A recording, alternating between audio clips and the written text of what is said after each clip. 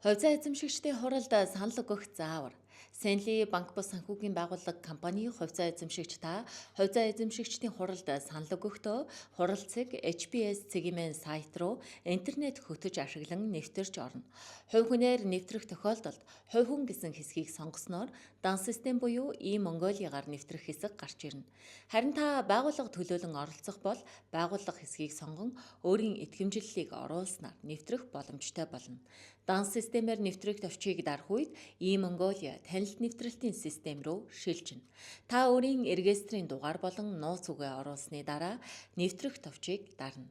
Үүний дараа дэлгэцээр гарч ирэх 6 оронтой баталгаажуулах кодыг системд бүртгэлтэй утасны дугаараас 13 тиг 92 дугаар руу мессежээр илгээнэ.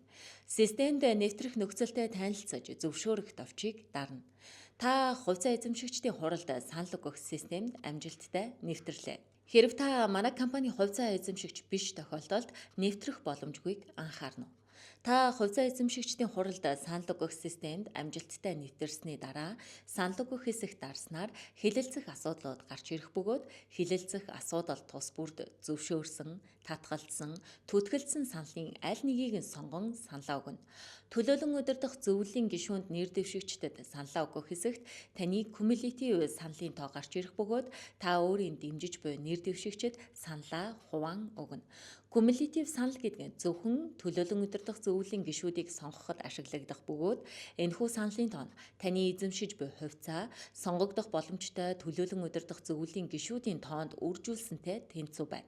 Уг cumulative саналыг та өөрийн дэмжиж буй 1-9 хүртэлх нэр дэвшигчдэд бүхэлд нь эсвэл хэсэгчлэн өгөх боломжтой.